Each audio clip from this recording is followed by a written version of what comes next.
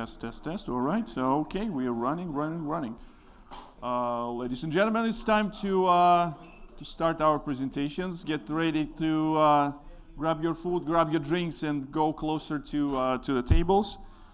And while we testing our stream, works. It works. Cool. It's me. Yep.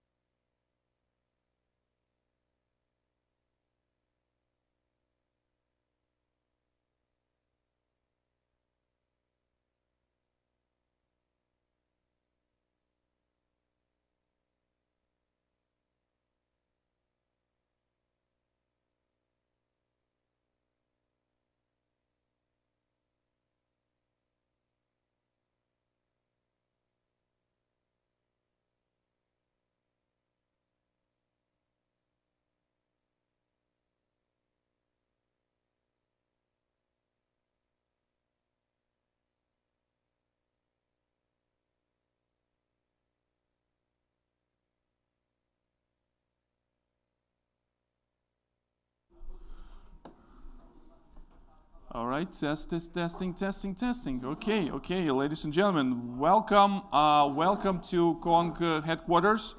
We're super happy and excited to see everyone here. I was wondering who came here to hang out with Harry today. Do you know who's Harry? Harry is the guy. He will be presenting and gonna be talking some cool stuff. I came to hang out with all of you guys here. And it's great to get back on some of the in-person event. I don't know about you, but I'm super excited about this type of things. I work at Kong as a developer advocate, so talking to developers, if you're building something cool with Kong or with APIs, come to talk to me. We're very interested to learn what you're building, and maybe you will be presenter for some of the meetups here. All right, so we're gonna have 3 speakers today. It's like super exciting. So I'm gonna be warming up people for main stage presenters, Saju and Hari. And today I'm gonna talk about a small thing called Open Telemetry. This is the new feature that we added it's natively supported in the Kong 3.0. So let me see if it's our live stream is going well. Everything's fine. And I will show you why it is important and why you want to use it if you're using Kong. How many of you actually using Kong? How many of you actually heard about Kong before? How many of you, I don't know, building some APIs and you're looking for the best cloud native open source API gateway for your API? Perfect. I want to see more users of Kong after this talk, and my goal is to show you what Kong can do for you, so you can be more effective with building your APIs. So a lot of times getting this call from the customers and saying, hey, why are you slow? And the first thing is that it can be true. No, we're trying to put the gateway, we configure everything, and we're hitting this API and it's slow. We think it's Kong because before that the API was working fine. And before it will require some interesting conversation between us and customers, and how they would investigate this. They need to put either some metrics, because if you cannot measure something, you probably cannot control. And this conversation looks something like this. They're explaining what they do in this, what they configure, what kind of plugins they have there, what kind of the services they're hitting. Maybe there's some a homebrew aggregation that they're building here. So we thought that we can do better and help people to solve this problem, or at least help to investigate those problems very, very easily. So I already introduced myself, but you can find me on Twitter if you have any questions, and you can definitely want to go and follow Kong there. So briefly, I will talk about Open Telemetry, what kind of benefits it brings, and how it works with Kong. How many of you actually heard about OpenTelemetry? How many of you can name 3 pillars of OpenTelemetry?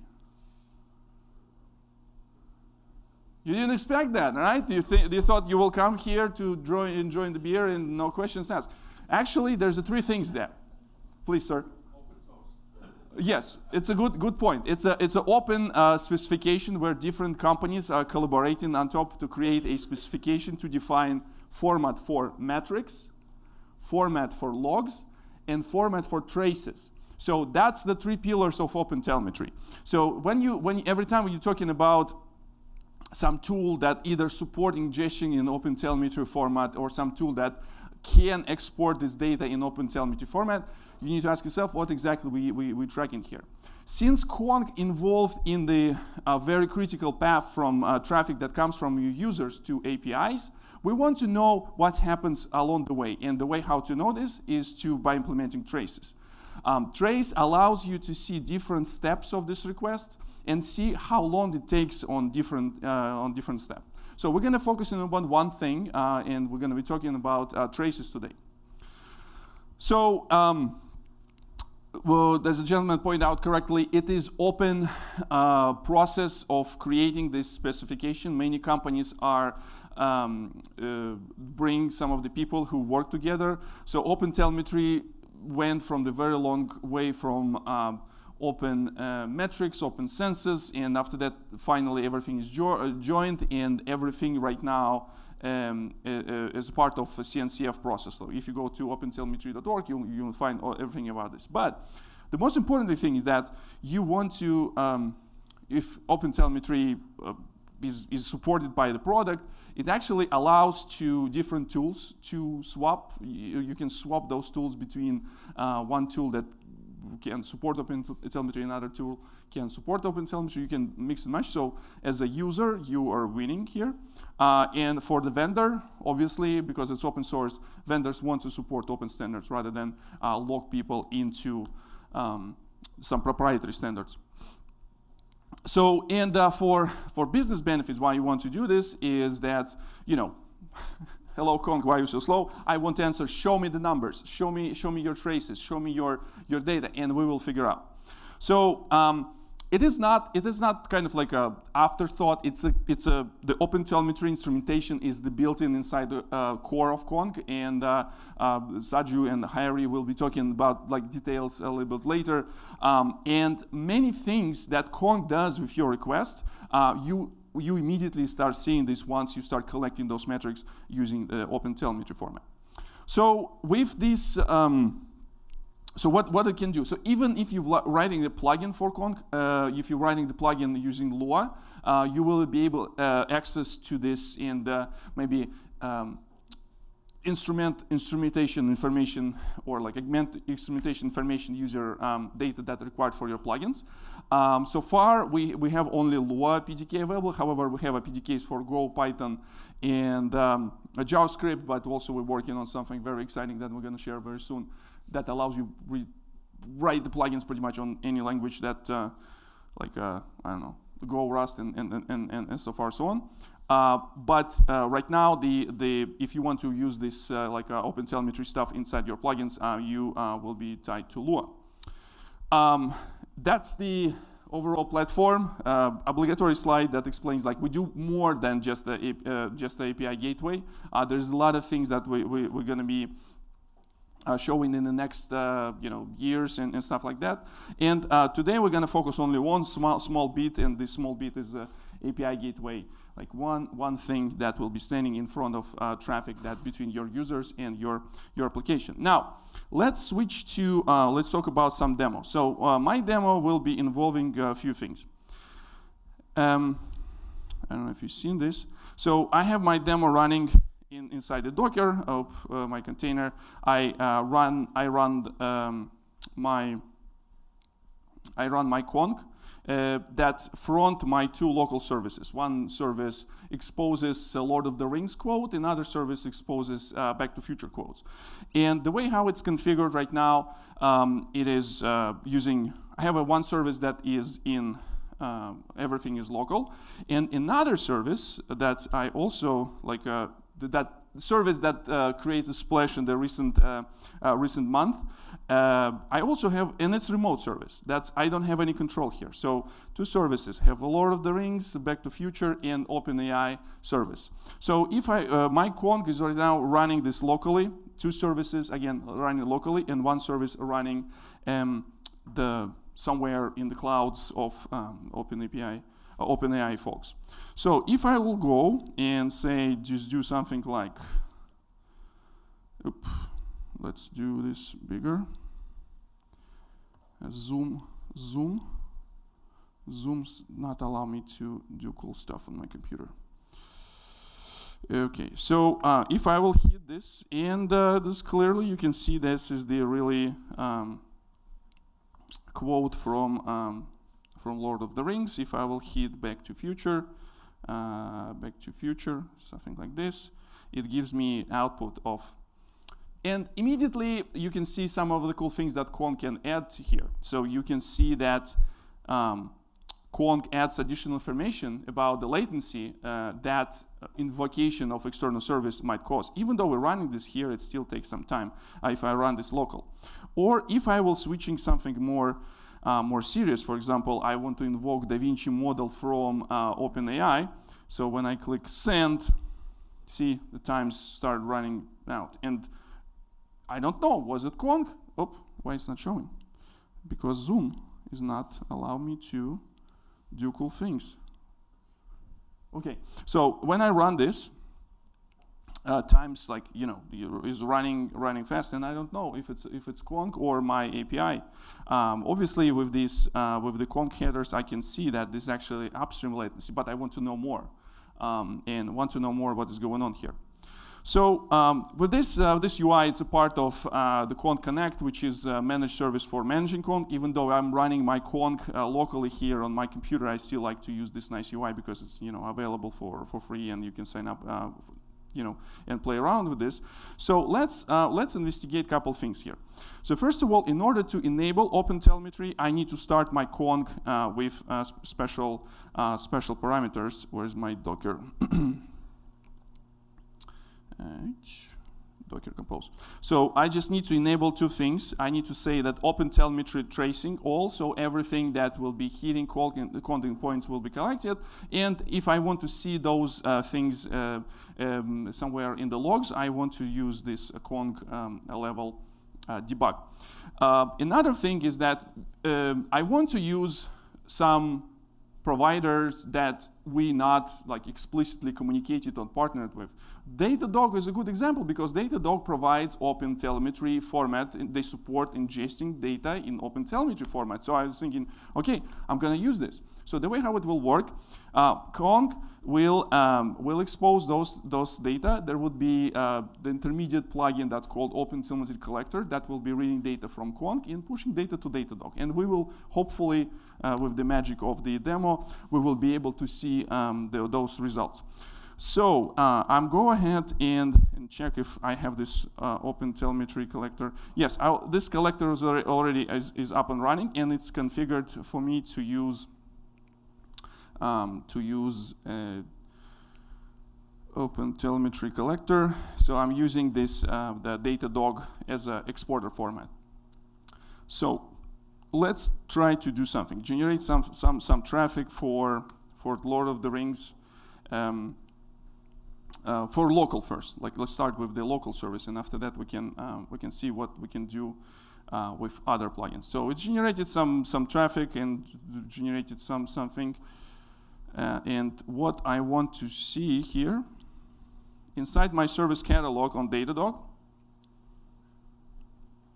as always, when try to show something in the real time, something is not working. Let's see if it will appear for the last 15 minutes. Maybe it will take some time because I'm not sending this directly. I'm batching those traces, and it usually takes some time to appear here inside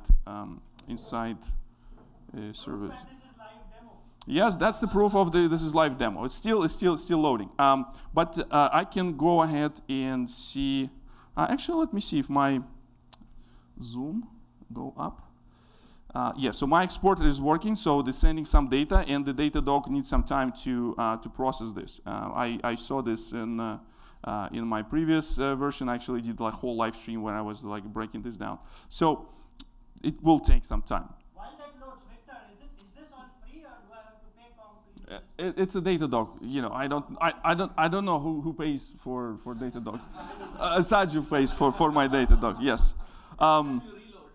Yeah. So one of the things that I have this in my slide is that, you know, the open telemetry included in a both. Yeah, it's included in the open source version of Kong and enterprise version of Kong. So to use this, you know, you just need to start using this. I know why it's not working. Okay, I'm stupid, which is fine. So because I didn't enable plugin, so the way how it needs to be done. The way how it needs to be done. Where's my here? So I'm go ahead here and say where's my route, my Lord of the Ring route, and it doesn't see. This is what I'm hearing. So this is the information that I'm getting from my connect, but I want to see like a deeper analysis. So for this, I need to go and say open telemetry. I need to select the open telemetry and also endpoint something like. I need to specify a location of my open telemetry traces. Where is it? There should be something like, where's these? I have everything. Okay, because typing is always not fun. So Kong in this case will be using and pushes these traces to this collector. This collector will take this data and push it into Datadog. So now with a little bit of luck, and again my zoom is not here. So now this should work. Now this should work because the plugin now enabled on this route. And if I switch back to where is it? My Datadog? My Datadog. We will wait. It's okay. We will wait, and it should be. I saw it. It was there for a second. Let's see. Take some time. Take some time. So while it is loading, Kong has a bunch of different ways how we can extend, and using the plugins, it's the way how we can extend this one. In order to, I really want to show what's the problems people having is to when they enable too many plugins. You know, Kong has a lot of plugins, and many people will enable those many plugins, and after that they start calling saying, hey, like I don't understand why my service is slow because there's like many plugins and routes. And yes, okay, perfect. Okay, thank you. So, and again, it was not Kong. Kong was reported this for a while. Datadog takes some time to figure out. So this is the that's what was the request that came into this 44K requests. Yeah, so I generated a lot, and eventually Datadog will show me related traces. So for every request that I just hit my local service, I have a bunch of stuff. So in this case, I see what in which phase it is, takes some time, which is pretty easy because there's only thing, it has a GET request, and after that it needs to use the internal balancer to find the upstream server and get the request back. And there's nothing really exciting here. Exciting things will start happening when we're starting to enable more plugins. So in this case, I will go ahead and enable another plugin here, say pre-function. So I can also include some of the additional information, and the Kong will call some of the arbitrary Lua function, and I'll just say Kong. So in this particular case, it will add some header to my response that will take upstream hostname and include this in the header. Sometimes it's useful information. I use this a lot when I need to know from what pod I'm getting this response in my Kubernetes cluster, which Kong also runs in Kubernetes successfully. And let's generate some traffic a little bit more so we can have a little more data. while it is doing this, I also enable few things on my DaVinci route. So my DaVinci route will be front OpenAI API, and I want to simplify this consumption of this API for my developers. So that's why I enable request transformer plugin. What it will do, every time when I will be hitting this OpenAI endpoint, I will be including some of the additional information into the body. Specifically, I don't want anyone in my team to mess up with the format of the data that I'm sending to OpenAI, and I always wanted to append DaVinci model information inside the request. So, like, regardless of whatever I'm putting here in like, what was the word, like model something, blah. I still will be able to get a response because my request transformer will be always replacing this with correct model. So this is the things that you can do with this plugin. And now I also want to enable open telemetry for this, so I can always investigate. I should have implemented this open telemetry thing on top of the kind of as a global plugin, but that's okay. Where is it? Endpoint. Okay, Harry, help me with the questions, seeded questions from the audience. So, this is this is the thing that will replace us. Like that's what I learned. You don't need to have developers anymore.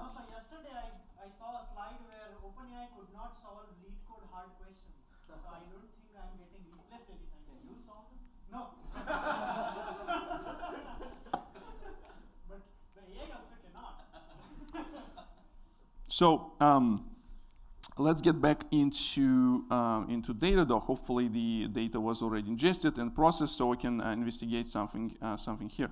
So one of the recent, let's take a look here. If we will be able to see traces from it's we'll already look at these ones. Let's see live. And we will see something that came in just right now, 16, yes. So let's take a look on this GET request now.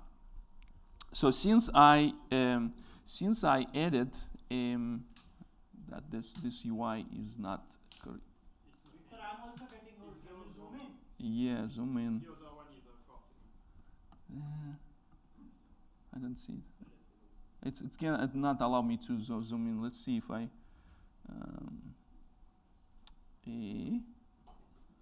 Yeah. No, it's also not very interesting thing. Let's see something interesting. Okay. So for example, this is actually a very good example because it shows how fast Lua JIT that runs inside the conch. This is only what? This is only 29. What is it? Like a microseconds to execute functions. So it's pretty cool. And you can ask Saju why it is the way it is. And you will be able to see like all these different phases. In this particular case, my plugin for pre-function will be executed inside the access phase. Every time when you're hitting this get endpoint, it will go into this access phase. And let me see if I will be able to show you.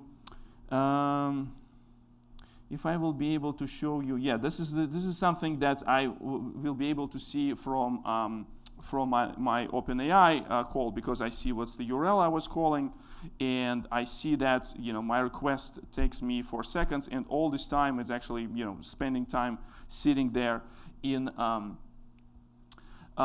sitting here in waiting response from here. But also I see how much time I spent on open telemetry phase to capture those things. And you see this request, this thing is like negligible comparing to how long it takes to get this response from OpenAI spec for OpenAI API.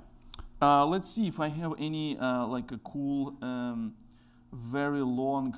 It's milliseconds. It's not very interesting. So I can put the things around. Let's do one last thing to do. I will enable global plugin for add plugins, say rate limiting. So rate limiting, and I will go. It will tell me I need to configure second. I'll just do a. Where's the second? Config seconds. Say like 10 requests. I will like limit this very hard. And I also try to generate some load. Let's see if I will be able to exceed this rate limiting. Before that, I didn't have any errors, so everything went smoothly. And now it says none 200 and 300 responses, so meaning that 429 is the rate limited response. Let's see if we will be able to see this in the traces for inside the Datadog. Yeah, so some of the responses like get like nanoseconds, and meaning that the response will return immediately because Conk checked your client doesn't have enough the free. Yeah, where is it? Internal, it's a pre-function. In rate limiting takes also 166 microseconds. So, and there was no call to external API, so this is how we can prevent like very expensive API to get invoked. So that's the quick thing about the open telemetry support inside the Conk. Give it a shot, give it a try. Also, if you want to try out these the thing with Connect, you can scan this link. Also, please follow me on Twitter. I do some cool stuff with Conk, and also I do live streams. So hopefully you will be following me. Please. Yes, that's a very good question. It was on every slide. So over there, every slide included this one. So please do. And while we were switching speakers, I will take some questions if you want. Okay, so let me see if I will be able to stop sharing. And we have a next speaker. Is this open telemetry plugin in open source and free? Yes, that's a very good question. And as well as the free tier on the Conk Connect, where we can have a free UI, free analytics, and all this kind of stuff. I don't know actually how much Datadog costs though, so probably expensive. But you can use, I think the Jaeger has an open telemetry ingestion point, so you don't have to use this, and it works with Jaeger. It works with Honeycomb. With Honeycomb setup, it's even easier. With Honeycomb, you just need to provide a like Honeycomb API key, and you don't need to have a collector and all this kind of stuff. It will be directly pushing into Honeycomb. So yeah, that's another option to use for your observability and for your collecting all the traces.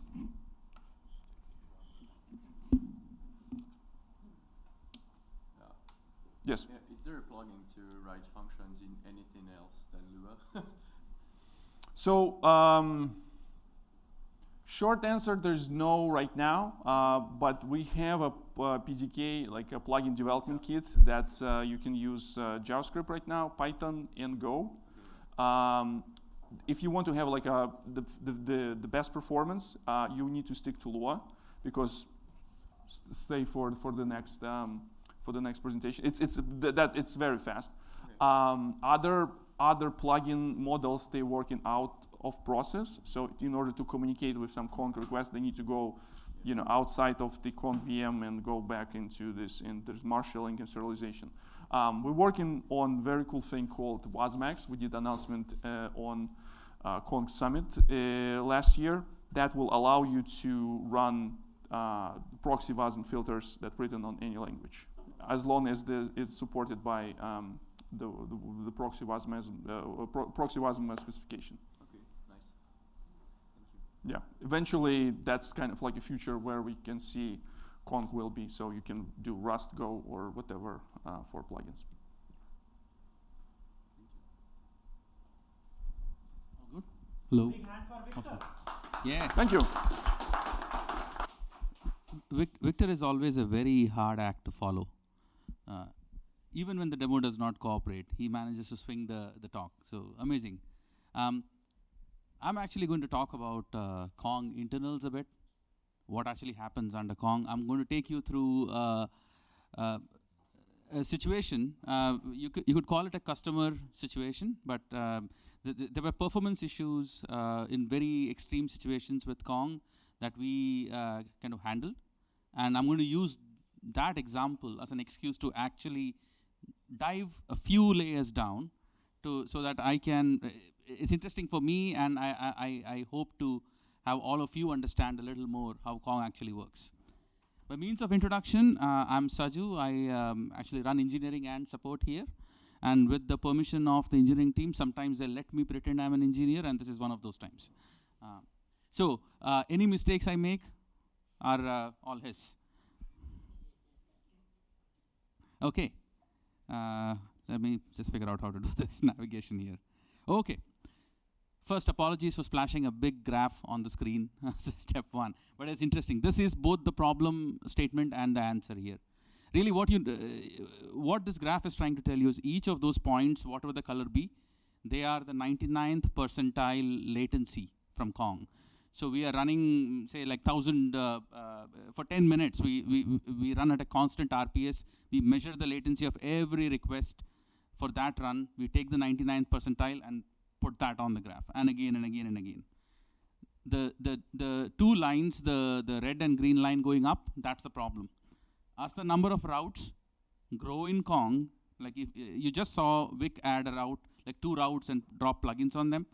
We have customers, we have users, open source users who run with very large number of routes. We have some cases where routes are crossing 50, 60,000 routes. Now, in steady state, Kong is fine, no problem. But if you have that situation and you start making a lot of configuration changes to Kong at the same time. So imagine maybe you are an e-commerce site that's doing Black Friday traffic, and you have enabled your engineers to tune the gateway, the API gateway, as they see traffic coming in, orders coming in, and they're responding. Every time you make a change to Kong, back then, you would see the latency climb up if you had a large number of routes. And we're just talking about the 99th percentile latency. Okay, that's the problem statement. We solved it. We did a few things. We solved the problem. I'm just going to talk about one thing we did. I'm going to use that as an excuse to go deep. Hope no more graphs after this. So a quick preamble. Kong runs in many mode. The mode that I've chosen to talk about today is called the hybrid mode. That's on the top you see the control plane. At the bottom, you see the data planes. In Vic's demo, when Vic was going through the UI, enabling plugins, etc., that was the control plane UI. And then on his laptop, on his Kubernetes, etc., he was running the actual data plane. So this is a very standard mode for large installations that run Kong. Each of these are actually very many Kong instances that are running underneath. So when you make changes to Kong, like Vic was doing through the UI, you can do it through the API, and we have various other mechanisms. The configuration gets pushed over the wire to the data planes. And the data plane, like I was saying, is actually made up of many workers. So we're going to dive into one of those workers to understand what could be going on, which would have caused that bad P99 latency climb. So let's understand what happened. So that's configuration coming down. It's literally JSON blob coming over a WebSocket connection. Okay, you don't have to parse the code. Don't worry about it. I've very helpfully put these big red markers. Well, I said you don't have to parse the code, but just permit me. You can see some for loops. You can see sorts. You can see essentially a lot of string processing kind of thing happening, comparisons, etc., etc., etc. That's Kong, by the way. The problem with all that stuff that's happening there is all of that is processing on the CPU. Right? So when you're processing on CPU, it prevents Kong from paying attention to its throughput. And we'll explain more why. But this essentially was the problem. Every time config comes down, and you have a large number of routes, we have to do all of this processing on those routes. Now, just take a look at one of the for loops. If you had a very few number of routes, say 5,000, 6,000 routes, that for loop will execute very fast. You are actually not spending too long on CPU. But if you had 50,000 routes, We are now talking like a 10x time for the 5001, right? So things get linearly worse as the number of routes increase. So effectively, we are bottlenecking on CPU at this point. And the simplest fix we could do, the simplest thing literally, in between all of those CPU intensive portions, we introduce this thing known as yield, which is the point of this talk. This yield makes Kong happy. Why? What does yield do? Now, those of you who already work with, say, Node.js, the V8 subsystem, Node.js, etc., you probably know how the system works. But both for my benefit and for the rest of us who don't do Node, we're just going to walk a little bit more deeper into what's happening with yield. Okay, so first a quick primer on Kong itself. So Kong is an OpenResty app. That's Nginx with the Lua jet that Vic was talking about, one of the fastest dynamic jets out there, or dynamic interpreters out there. So Lua jet plus Nginx plus a lot of other goodness from OpenResty. So the big thing to note is all the heavy work is done by these processes. We call them workers. These are the ones that are receiving your request, that are running the plugin code, that are sending the request forward, etc., etc. All of these workers, there's usually one per CPU. So if you one per core. If you have 8 cores on a system, you'll get almost always you'll have 8 workers running. All of them are single-threaded. That's the main point here. The multi-process, but single-threaded. So there's only one sequence of execution per worker. What actually happens in a worker? What does Nginx do? So we are almost in Nginx, pure Nginx territory at this point. What exactly does Nginx do? Why is it so cool? Why is it so fast? Right? Nginx is effectively a gigantic loop. We call it the event loop. And it broadly does this. A lot of the time is just waiting for some interesting I/O to happen. For a new connection to come in, for a connection to close, for a socket to become readable or a socket to become writable. It's usually waiting. And once it knows that there is something that we can perform computations on, it effectively runs, it'll read, it'll perform the business logic, etc. And this is known as the event loop. Let's just go a little more deeper into the event loop. Okay.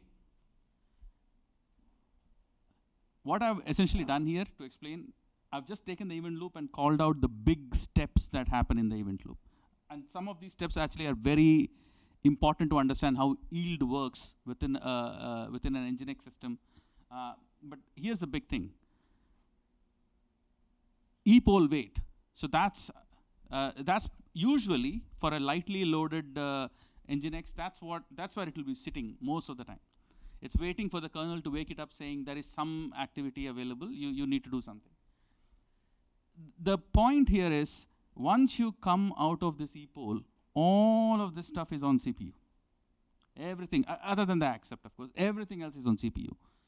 So the way to read this diagram, come out of, wait for network activity, kernel wakes you up, and essentially, you are now processing all the I/O that's now available to process. All of them are literally looping through all the events that are generated from epoll one at a time. And that's crucial. So what this means is, let's say you have 5 connections that have come in. Nginx is going to take the first connection, process it, the next one, and then go back to the first one if the first one had an I/O activity. Right? So it's essentially like a FIFO, almost. And that's critical. Just going a little deeper, once you come out of the networking call, this is the basic data structure that Nginx uses, essentially a queue. Every event, that is every interesting thing that the socket that was triggered from the epoll call actually gets added to a queue called the event queue. And these things are just operating on this event queue. So you are essentially going first this, then this, then this, then this, then this. I hope you can see where I'm going with this. If you're going from here to here, and when you're running this business code, and you spend too long on the CPU just running this, you're starving everybody else. And from the point of view of this or this connection, hey, what's going on? Why are you taking so long to come back? And that's the source of the latency, because we were spending too long on the CPU. Little more complications to go through. Just a note, interesting note. There is one more data structure. It's a red-black tree. That's called timers. We're not going to go into this. Again, you know how a breadth-first walk of a tree looks like. You're essentially doing one after another each node, right? So the linear movement is the most important thing to understand. So there's no multi-threading. It's single-threaded. Each client gets serviced one at a time. And the idea is that you do something, very quickly go to the next one, and the next one, and the next one, and the next one. Right? If you spend too long on any one client, you have throughput issues, you have latency problems. Okay. So what does yield do? We added yield, and yield was doing magic. So this is just the yield code. Again, you don't have to worry too much. There's some debouncing going on, but the big thing is the nginx.sleep. That's an open REST function that is doing some magic for us. Let's go one more level. Render. Okay. Remember I talked about the events getting posted, a queue getting created. That's exactly what is happening. So the yield code that we showed you that we fixed our latency by adding yield.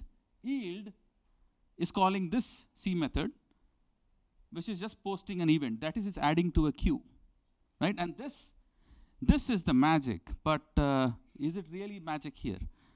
I just added something onto a queue. How exactly did that allow me to yield? Like, is that part? It's very important to understand. In the sleep code, we are just adding to a data structure. We are still on CPU.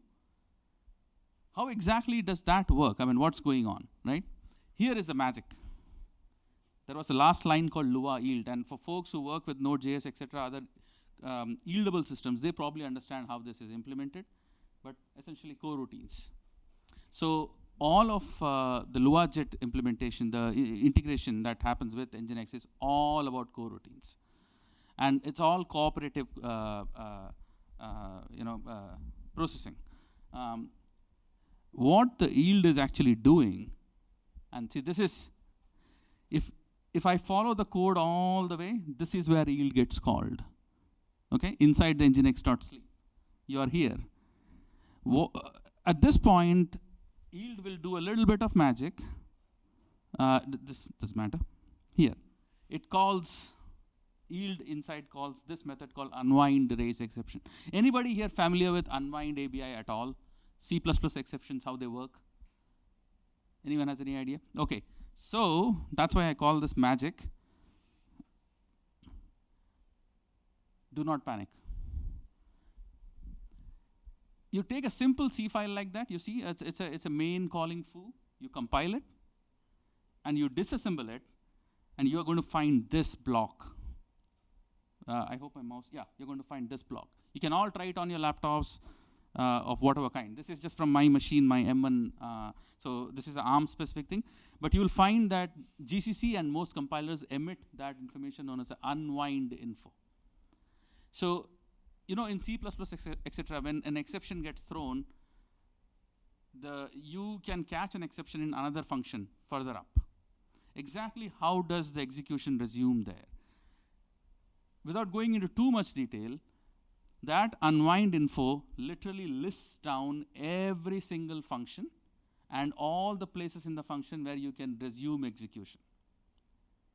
And anytime you call that method I just showed you, the unwind method, this one, unwind raise exception, this is actually part of an ABI by, it's called System 5. The System 5 ABI, for most processes and the C libraries, it insists that you have this table. So when your compiler and linker generate this output, they will all have this information. And that unwind function is actually available in your C library or your C++ standard library. And when you call that, it knows how to read all this funky information and actually walk back, checking whether an exception can be caught or not. So this is known as stack unwinding. This is usually the most common way that stacks are unwound on almost all systems out there.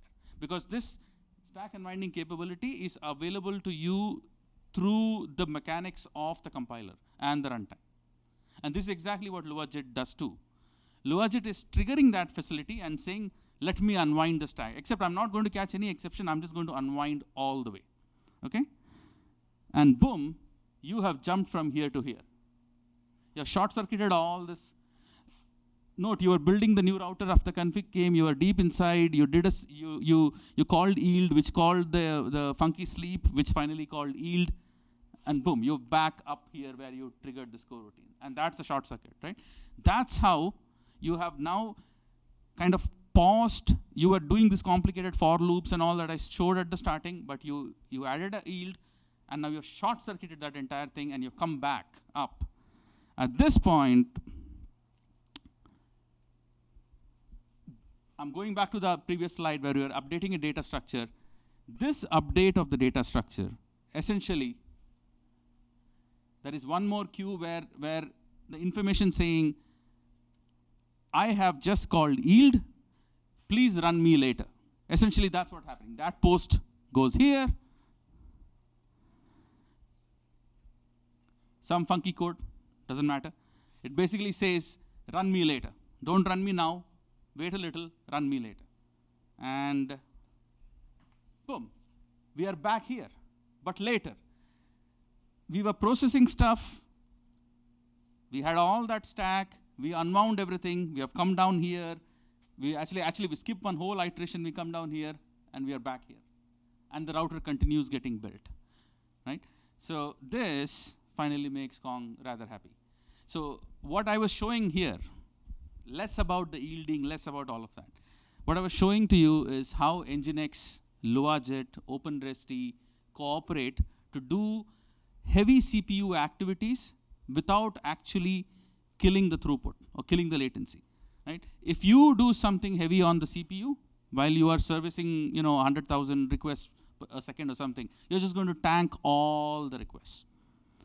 And what I just took you through is both the Nginx event loop, I admit it's probably at 30,000 feet, and a very quick view into how the LuaJet stack actually builds frames and then unwinds them. And then later, that context can be resumed. Right? So that's it. That's my internals with the permission of engineering. They let me dive deep. So I'm happy to take any questions if you have any here.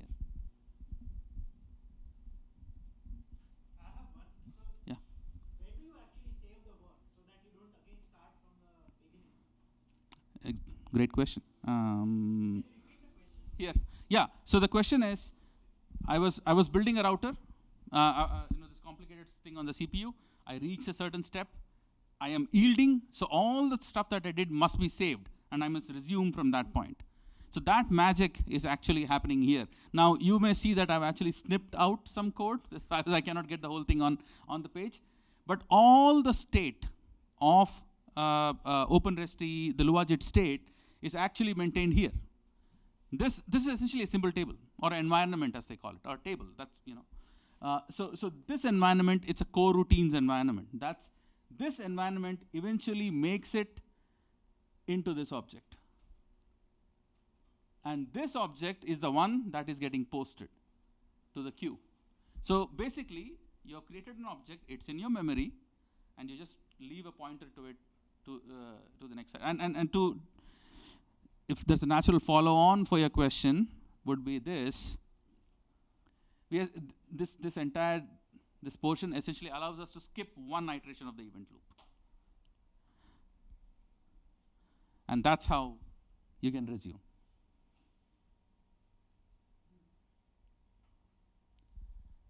More questions?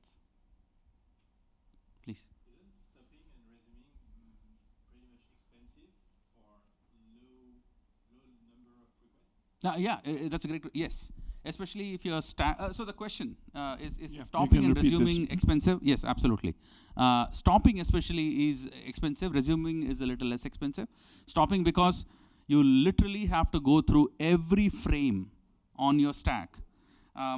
If you remember, I had skipped a slide. Oh, here you go. Nope, not this one. Here, this one. On the left-hand side is the host stack, so the C runtime stack, and this is your Lua code. The Lua code is not actually set up as frames in your process. These are special data structures that LuaJet maintains. When it unwinds, it has to process this, come here, go in, manage all of this, come back and so it's very costly. Yes, it is costly and not a terribly good idea, which is why we do this. We do this debouncing. If you call yield inside a tight loop, we actually will not yield. We'll just debounce you. This is why, because it is costly. So you have to balance it where you call it. Cool, great question. If you have a question, I have a microphone here, so yeah. So that our people in live stream also will hear a question. How this how this will operate when we introduce WASMX in this picture? That's a fantastic question. So WASMX is a completely separate subsystem from the LuaJet or OpenResty subsystem. So Nginx has the notion of modules. And so Nginx takes a request, this event loop that, this is good enough. This event loop, as connections go through this event loop, there is this notion of phase. And it's a very common thing. Most web servers have this. You're in the access phase, you're in the rewrite phase, and so forth and so forth. All those phases, what Nginx does is, it basically says, hey, is there any module out there that wants to handle this request in this phase? And so OpenResty steps up with LuaJet and says, I would love to. And it handles that request, and inside OpenResty sees, is there some Kong code that wants to run for that, and so forth. Once OpenResty is done, Nginx is going to ask, is there any other module available? And that's when the WASMX subsystem that we are building, that's going to say, I want to run. And then WASMX will in turn turn around and say, is there any filter that's registered here that wants to run? Right? So what you will see in the initial, in about 6 or 7 weeks, the first drop of this should come out. What you will actually see is all your Lua code runs, your plugins run first, and then your Golang, Rust, or whatever WASM compiled filters, they will run next. So that's the net effect you will see now. Later, we are actually going to interweave both together. That's really complicated engineering. I'm really looking forward to that. Callbacks all the way. It's callbacks all the way. So folks, one of the things about Nginx is the thing is damn fast, but you need to understand how it works. You need to give it some respect. OpenResty is a fantastic piece of engineering that makes it easy. All those the core routine, the yield stuff, there's a lot more there around core routines, core sockets. It lets you program without realizing you are in this kind of I/O loop, in an event loop. You are effectively doing synchronous programming without thinking about all these async callbacks and whatnot. I'm sure there are parallels of this in other runtimes, but the way it's executed in Nginx and the way it's executed using OpenResty, and the fact that the LuaJet is in play, which is in many cases it's faster than some of the assembly it generates is faster than what your compilers would generate. So faster than C, double quotes, right? It's really, really, really beautifully engineered. That combo is the reason Kong can push the kind of throughput it pushes. Like, we have had a case where, we won't go into names, but very large customers have thrown an amazing amount of test infrastructure at their API stack. And I remember my product guy was on the call. He had to take the call, and they were all very serious. And they were like, oh, we ran this much heavy testing against all our API stack. Kong was there. It was not good. I was like, what happened? Everything melted, only Kong remained standing. So like, okay, great, thank you. Right? So it's also this philosophy, by the way, this I have to say, because I keep saying to my engineers also. There's this philosophy. Nginx comes from the philosophy of, if you give me a resource, if you give me some memory and you give me some CPU, I'm going to take all of it. Getting your CPU close to 100% is a good thing. I'm saying this in contrast to some of the more modern approaches of thinking about problems. If you hit 70% CPU, spin up 5 more machines. No, Nginx will do its level best to take all the resources you have given it, because it wants to use every possible piece, every possible cycle to push as much throughput as it can. That's what it's designed for. It's a very good thing. It's hard to push Nginx up there, but once you get it up there, you know you're getting your money's worth. Cool. Any more questions?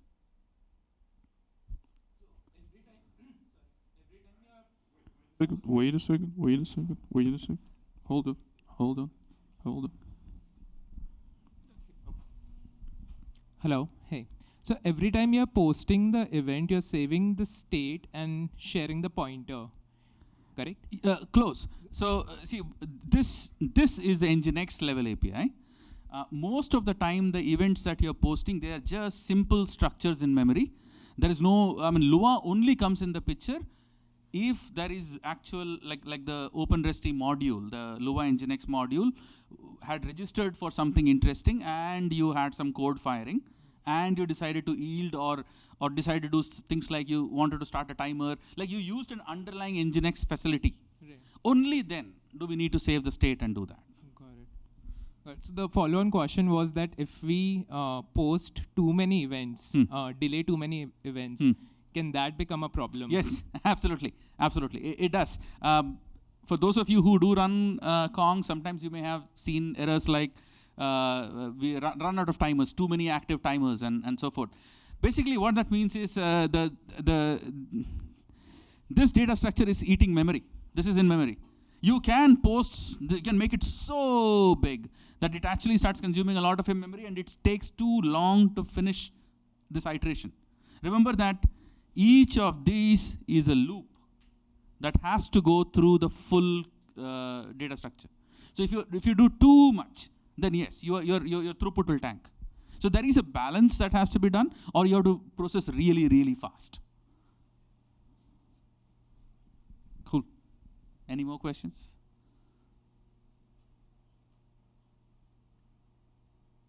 Okay, cool.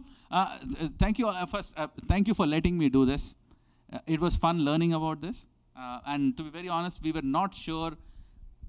This is our first attempt at Kong internals, and how deep should we go? There was much debate about whether code should be pasted on the screen or not. I think it was worth it. I hope that some of you understand the physics behind how this works. It's a beautiful piece of engineering. Nginx, OpenResty is brilliant, and LuaJet is just out of this world. You know, if you guys have the time, you should at least read up on how some of that is implemented. This stack powers a huge amount of traffic on the internet, a huge amount. Right? So worth studying this a bit more. Cool. Thank you so much.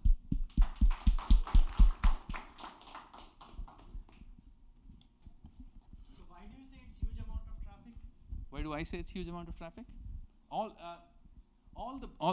the big ones in China, Shopify, Spotify. I can't even properly tell you all the big names that are probably running this, but Nginx is a rock solid piece of engineering. It is in C. It's a little hard to work with directly. OpenResty makes it easy, and that's why that stack is used by very many people under the cover. Very many people. Anybody has heard of the name Cloudflare in the town? Yes, of course. OpenResty was actually originated in some forms in Cloudflare. Cloudflare is very one of the deployers in the world. So a lot of this technology actually works at scale. What was the last number that Cloudflare said that proxy in the world? Something like 10%. So 10% of internet traffic, yeah. Probably more than that. All right.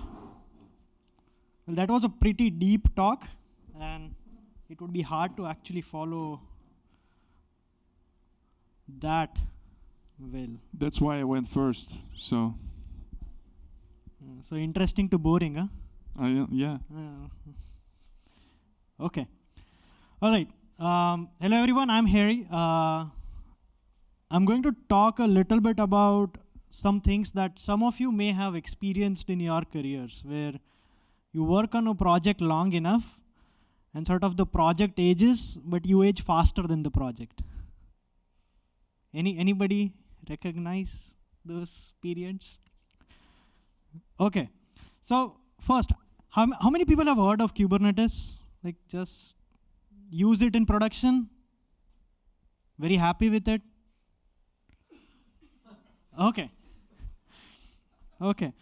How old is Kubernetes and how old is Kong? Any guesses?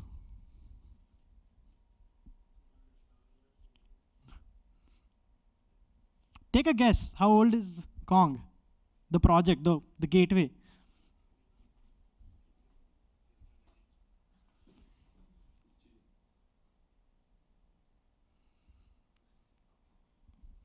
Any guesses? 5? Close. So Kong is about 8 years old. How old is Nginx?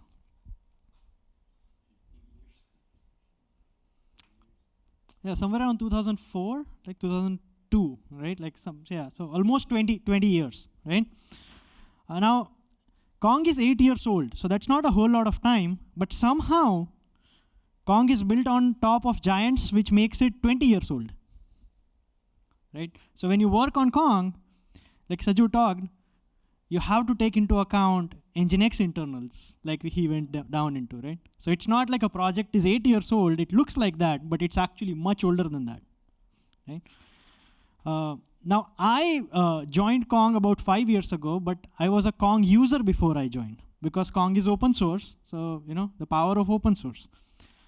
And we live in the land of startups, right? The city of startups, San Francisco here. So when I joined Kong, Kong was actually pretty small. We're probably 10, 15 engineers. And we're trying to, get to like, okay, can we get this really good product out there and, everybody will go mad and buy us and we'll be rich, right? The reality is quite different, right? The reality is that you have to put in week in and week out of a lot of effort, and then slowly and slowly you make decisions that in life you later regret, right? Here we don't regret it actually. So we have come a long way. So when I was using Kong, I was sort of trying to figure out who actually can use Lua. And I got into this team and everybody was like, what's Lua? We don't want to deal with it. So I was like, okay, I was a naive engineer. I was like, okay, I'll take it up. And then I started contributing to Kong, and fast forward, I'm here. And suddenly Kong, because of the power of open source, we suddenly have probably more than 50,000 users. We estimate it is 30,000 organizations. We cannot even know how many users of Kong exist. Why? Because it's open source, right? Like we don't even, it's very hard to figure out. Some of these names, you probably have heard of them, have interacted with them. There are vaccine providers, there are stock exchanges, banks. Everybody uses Kong. So over the last 5 years, what I saw was, okay, I started writing code. Okay, let's get this out. Let's experiment a bit.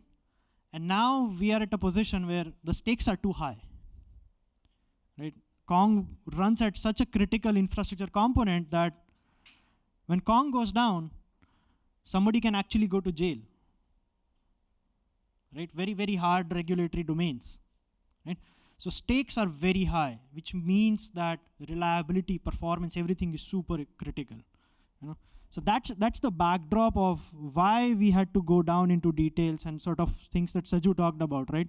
Things that Victor talked about. Okay, why is debuggability important, right? When you're losing millions of dollars a minute, you want to fix your systems fast.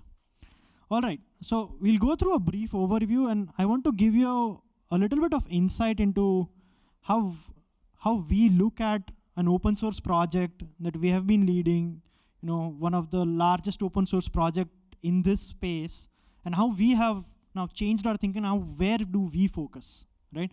There's again a very open engineering talk here. So interrupt me if you have questions. Don't wait till the end at all.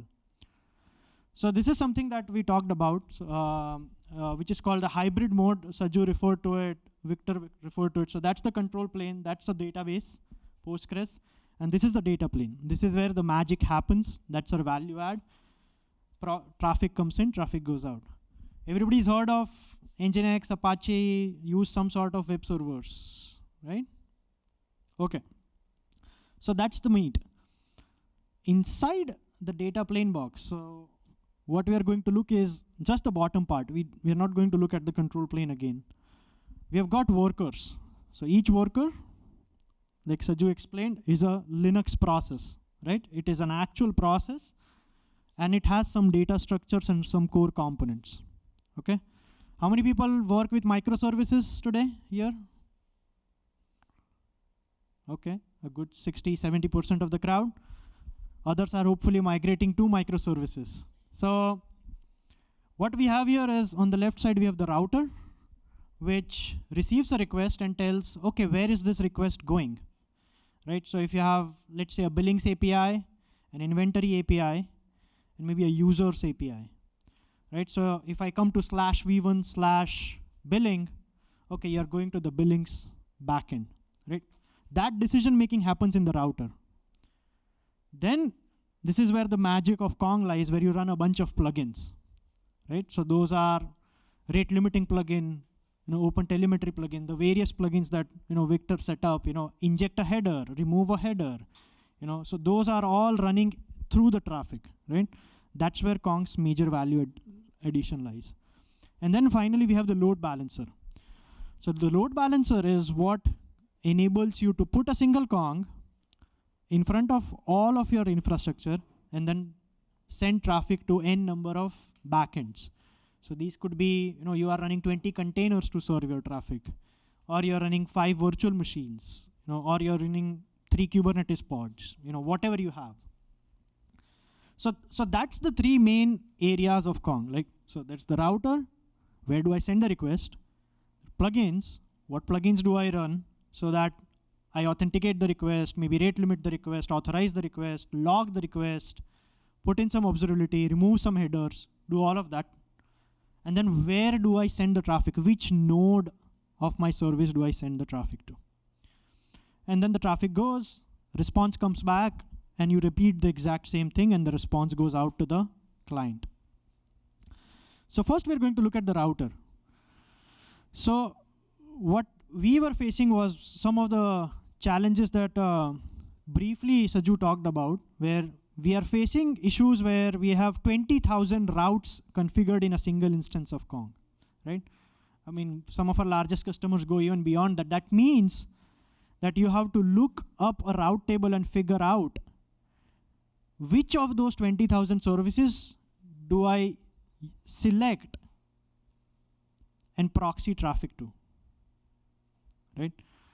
Now, that can take time, and this has to execute on every request, right? And the numbers we are throwing around are, tens of thousands of requests, hundreds of thousands of requests a minute or second, right?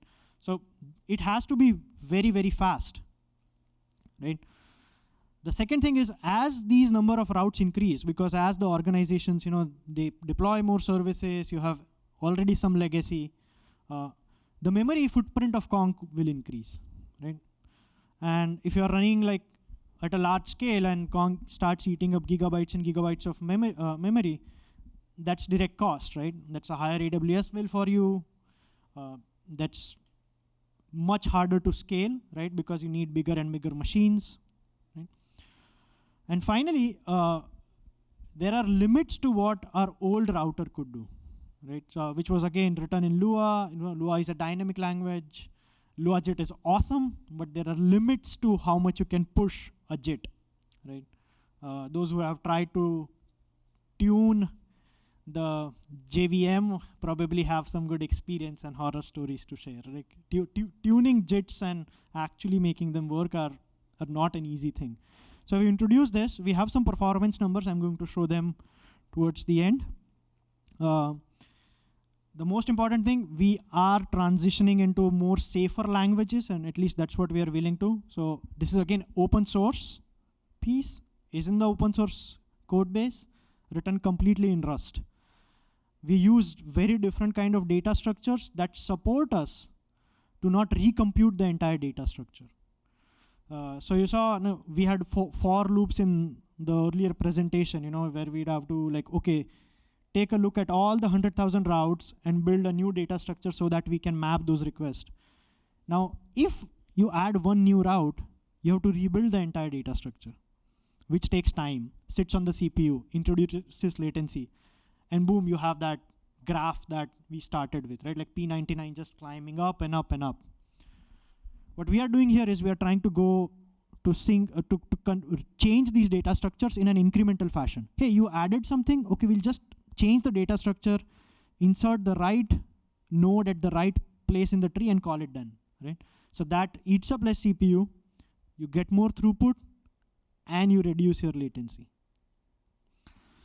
All right, so the next thing, we have already talked about this, is Lua plugins. Lua is, how many have heard of Lua or had heard of Lua before this meetup? Yeah, I mean, that's a pretty good number actually. Didn't even expect that. So Lua is a pretty popular languages. I mean, if you're running or playing games, pretty popular in that space, very niche, embeddable language. You can pick up most of the language in probably 15 minutes. It's not, there's nothing more to it. It's very simple language. The problem we run into is as again, we were very small a few years ago. Fast forward 5 years, massive adoption. One of the largest API gateways in the world. You run into issues that, hey, not everybody is comfortable picking up a new language, right? How many have heard of Go? Yeah. JavaScript? Even more hands, right? So these are more popular languages. And one of the core key aspects that I explained in the earlier slide, Conc can execute your business logic, right? So, I want to remove a header, or maybe I want to send some logs to Splunk. You've got some folks from Splunk in the audience. Or maybe I want to, capture the request response bodies and, forward it to some analytics pipeline, whatever. You want to write some code, and you want to put that into your API gateway without sacrificing the power of LuaJIT and Nginx that we talked about, right? So how do we do that? So this is where WASM comes in. WASM stands for WebAssembly. It's a new standard. How JVM is compile once, run anywhere. You just take the same object files, deploy anywhere. The JVM will just in time interpret it and run it, right? But it is a bytecode format that it compiles to, and then you interpret that and gets compiled down to the machine code, right? WebAssembly originally was introduced on the browser side, right? Where browsers run in a very secure and a trusted environment. They don't have access to your file system. They don't allow to run a lot of untrusted code, very tightly sandboxed, because if somebody escapes the browser, they have access to your systems. Right? Like the security boundaries are tight between websites, right? So WASM was a way to, compile any code to, again, a bytecode format, an intermediate format, which then gets executed down into machine format and runs on your CPU, right? So it could be x86, ARM, or whatever. So that started on the browser side and now has moved over to the server side, and there's quite some, again, research going on, a lot of big players in the space. What we have introduced is you can run OpenResty, we run OpenResty and run Lua. We are introducing something called the WASM VM. And now you can develop plugins in any language that supports WASM, right? And there are, I think, about 7 languages now that compile to WASM. It's increasing day by day. The most popular in the group is probably Go here, considering an infrastructure product. So we are working on this one. We have been working on this one for a while. We have something coming out pretty soon where you can actually write a pretty performant plugin in Go or Rust or other languages coming soon. And then you can hook into the request response lifecycle. So you can read request, read response. If you want to do some validations using OpenAPI spec, you can do that, right? All of that will be possible. The most important aspect, again, we are an open source company. We are going to work well with Envoy proxy. So whatever filters or extension logic that you write against Envoy can transparently be migrated into Kong. So this is coming out later this year. This is expected to give you a lot more capabilities in terms of, you have larger ecosystems. You can just go ahead and use, some LLM, library that somebody has written, compile it down to WASM and just use it, right? And suddenly now you have some machine learning in your gateway itself, if that's something that you want. The last piece is load balancer. Do I want to talk about this? Okay, so what's a load balancer, right? So any load balancer that you know of, a popular one? Any names? What was that? ELB, Elastic Load Balancer by AWS. Others?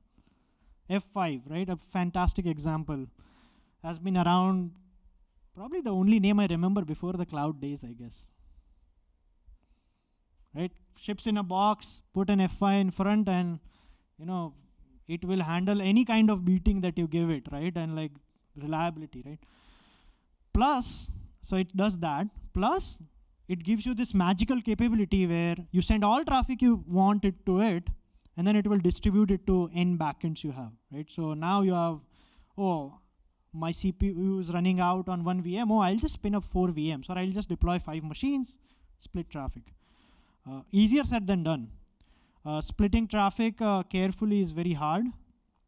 What matrix you want to optimize for it, that matters. The algorithms have become much more sophisticated, especially with large traffic profiles.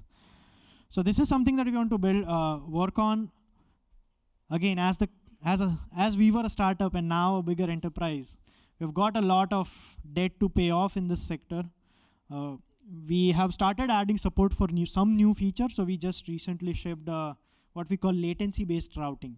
So if you want to, optimize for latency in your gateway or in your traffic, where the least loaded backend. When a backend gets loaded, it generally becomes slow because you don't have enough I/O or enough network or enough CPU, and you want to load balance based on just latency. Like I want to give my my customers as low as latency as possible, right? So you can do that. We are adding support for new algorithms. We have got better short-circuiting algorithms that we are currently thinking about. The most important piece is how we rebuild the router, and I talked about how we incrementally rebuild the router now to make sure that we don't eat up a lot of CPU, not a lot of memory. We want to do the same with load balancer. It's a complicated project, but if anybody is interested, definitely come talk to us. Again, it's an open source project, so would love to hear what you think about it. There are possibilities for contributions as well. All right, so that was enough of details. It's inside the data plane. At this layer, right, this is the layer where Saju started with, where we said, hey, there's a big JSON blob, like that JSON could be, multiple megabytes, sometimes tens of megabytes, that comes down from here to here, and then the data plane has to do reload, right? And then we have to resort to very interesting Nginx level details that we saw to actually pull that thing off. What if we could just not have that problem? Right? Like, why should we even think about, hey, we have to go do some yielding and things like that? Or what if we just don't have that problem? Like, why do we need to?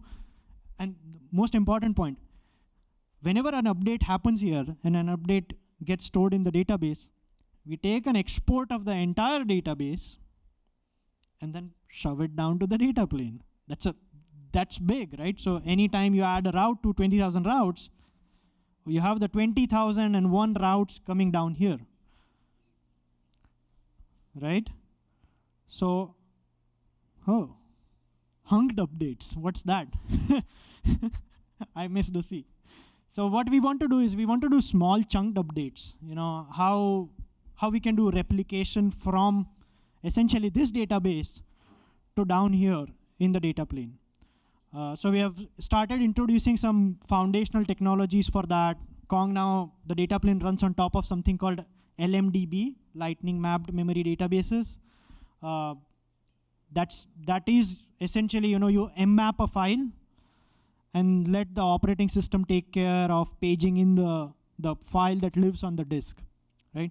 So that gives us transactional capabilities, and now that gives us capabilities to, hey, something changed in the database, just send that specific update down to the data plane. And that way you get rid of all kinds of for loops, O of n squared problems kind of, right? And now you are just at O of 1 for most parts, right?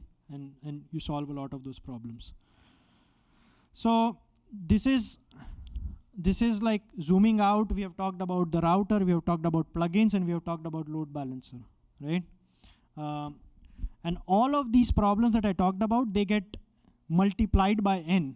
Okay, we do not forget that there are n worker processes, right? For everything we talk about, that gets multiplied by the number of cores that you have, right? And now there are beefier machines. I started out when there was only one core. I didn't even know what multi-core was, or SMP was the term. I don't know if they call that. Yeah, I thought that too, and now Yeah, it used to be like you go up in gigahertz, you do not scale out, right? So we want to do incremental synchronization so that we don't have any blocking on the CPU. As we realize, blocking on the CPU in Nginx land, bad. Don't do it. So we want to reduce the reliance on full configuration loads. So essentially, the moment you are not sending out a 10 megabytes JSON and instead sending out like a 100 byte JSON document, you suddenly are optimizing for the load on the database because you're doing that export. You don't have to do JSON marshalling and unmarshalling, so you save on CPU and network IO, right? And then you obviously have benefits to Nginx, right? So this is something that we are currently very much working together. We're probably going to talk over beers after this event on the same topic. Again, welcome to join us. Yeah, so this is all like about okay, these are things that we have now started taking very much, a big focus. So where are we now? So this is another graph. Don't focus on the numbers, but what matters here is, as the number of routes were added, our throughput reduced. And that was because of, caches maxing out, caches being, they are churning over. So you're constantly rebuilding very important data structures. So now, with the new version of Kong, that increases or at least becomes stable. Again, P99 latency, I don't think I need to talk about this one. We covered this one in depth as to how we lowered it significantly. This one is a very early preview of the change that we made with the new router that I talked about written in Rust, where the growth rate of memory of Kong, the slope of this line and the slope of this line is different, right?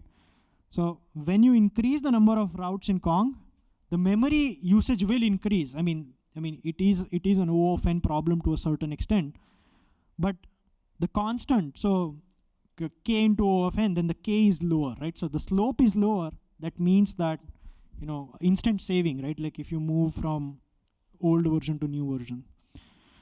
So that's it. I mean, we have been focusing on something that, a term that internally is called robustness, right? Where because a lot of people or a lot of customers trust Kong to perform well in adverse situations, it should not be possible for Kong to, you cannot take down Kong, It should perform at a very reasonable level in an expected fashion, right? If you have done operations, you don't want to suddenly lose a lot of sleep just because, one customer decided to run a performance test against your infrastructure, right?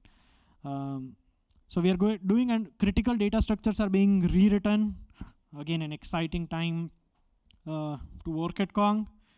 We are shooting for more debuggability. So what Victor talked about again, open telemetry, that is to give you more insight when you try to use products like our products as to how is the product doing. And if suddenly, let's say Kong starts getting slow, what is the root cause of slowness and how can you tweak that? Oh, maybe it's my DNS server that is slow and it's getting loaded. Okay, but how do you figure out that it's your DNS server? Okay, can I get visibility into how long DNS takes time? So that's our focus. So this talk is mostly about how I have also come to realize that how we mature as an organization, how the impact of the product changes. In early years, you're trying to build something that you want to ship a value. Like okay, can we get customers who will use my code, right? And now we are at a point like, oh shit, if I make this change, it will affect so many customers, right? And make lives of some other developers really, like people will be annoyed. Like, hey, why did, like my bug will result in, sleepless nights for some people, right? So that approach has changed. And that's where I say, like Kong is 8 years old, but I mean, staying with Kong for a while, I don't know how old I am now. So yeah, so that's it. That's the talk. Love to talk more about it. I'm active on Twitter with responding, so you can contact me on Twitter. That's my email if you need any help with Kong. We have got Kong Nation where we discuss Kong. We have got a healthy community who can respond to your request if you are running into issues, any kind of API issues that you are running into. The community is pretty focused in the API space. And we've got the repository, pretty easy, Kong/Kong.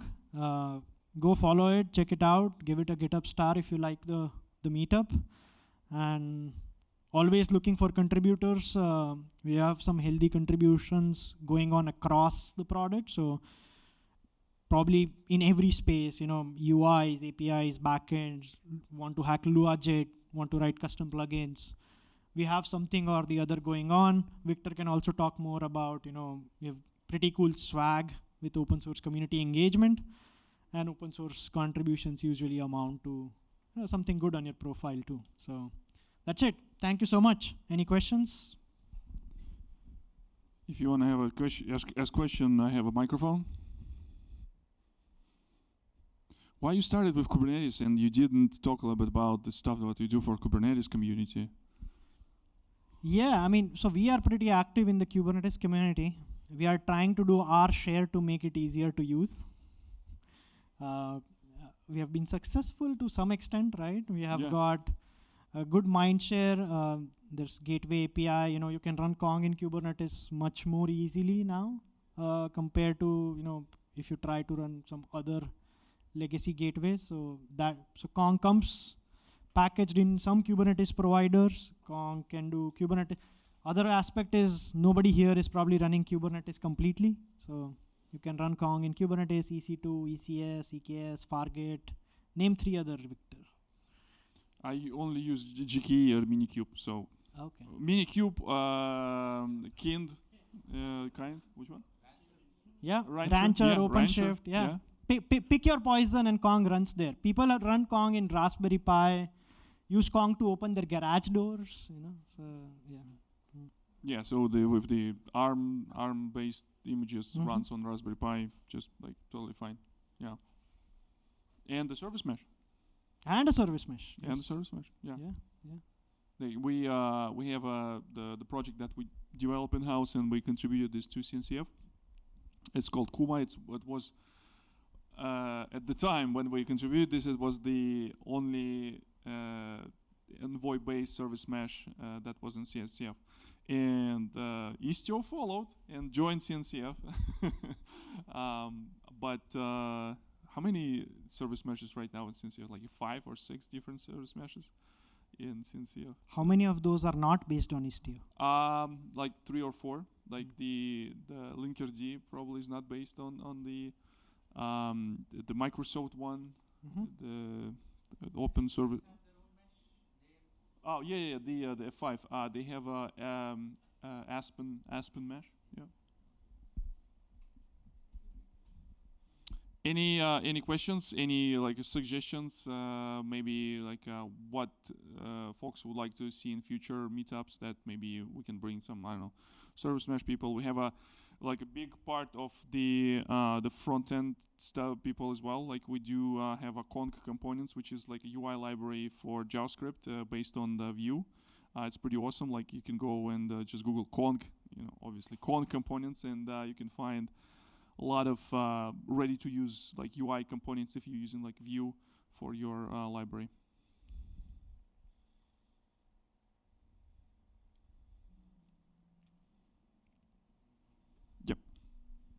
So I have a small question about the graph you showed. I think it was like slide 24, 25. Yeah, no, the one before. Yeah, this one. How can it be more performance with more routes, like the blue? Like, I can see how the new version with like using diffs can be less performance when you have a little bit of routes, like a low count of routes. But how can it increase? Yeah, so what happens is the cache sizes in one area is a bit dynamic.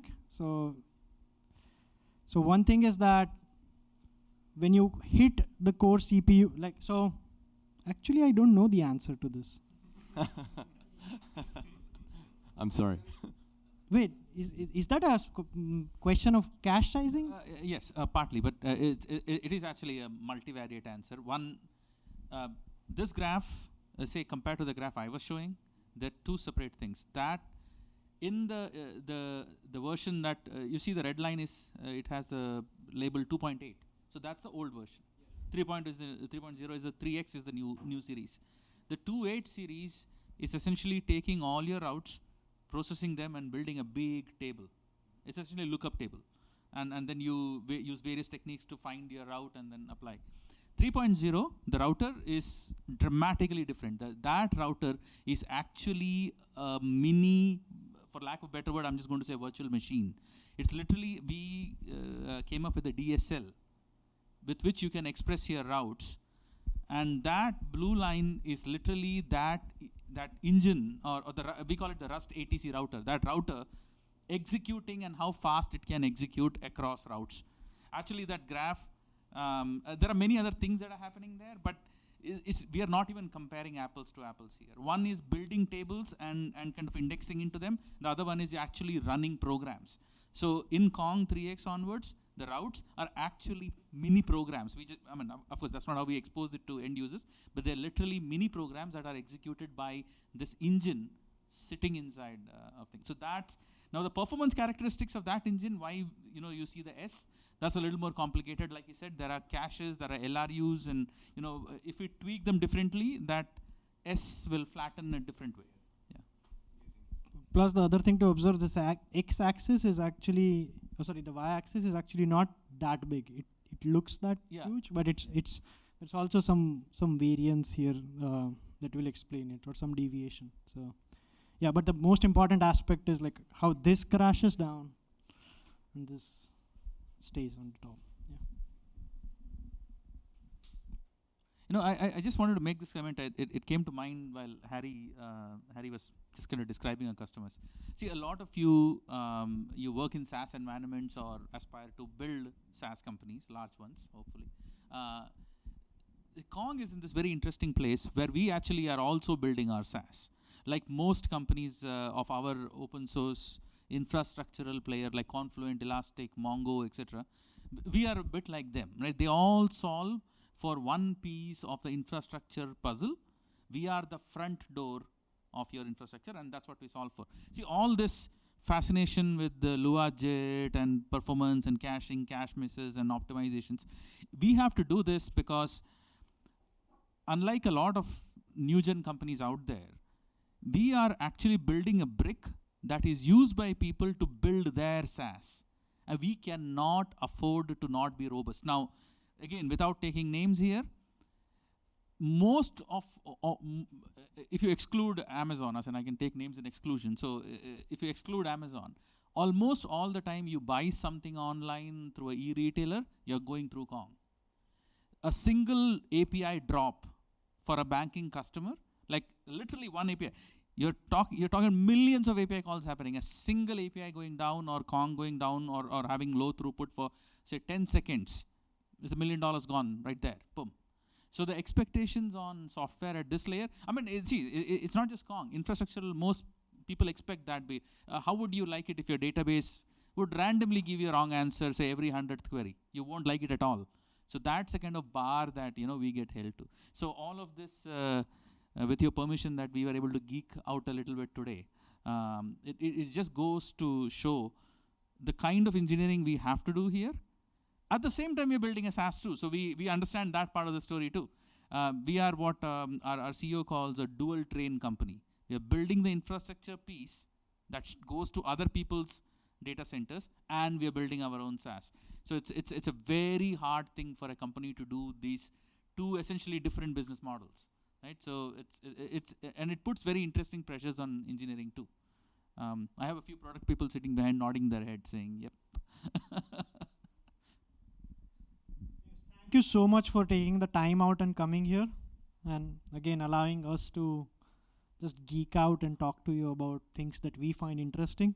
We host these meetups on some regular cadence, so if you are interested in talking, please come talk to me, Saju or Victor. Just find us and talk to us.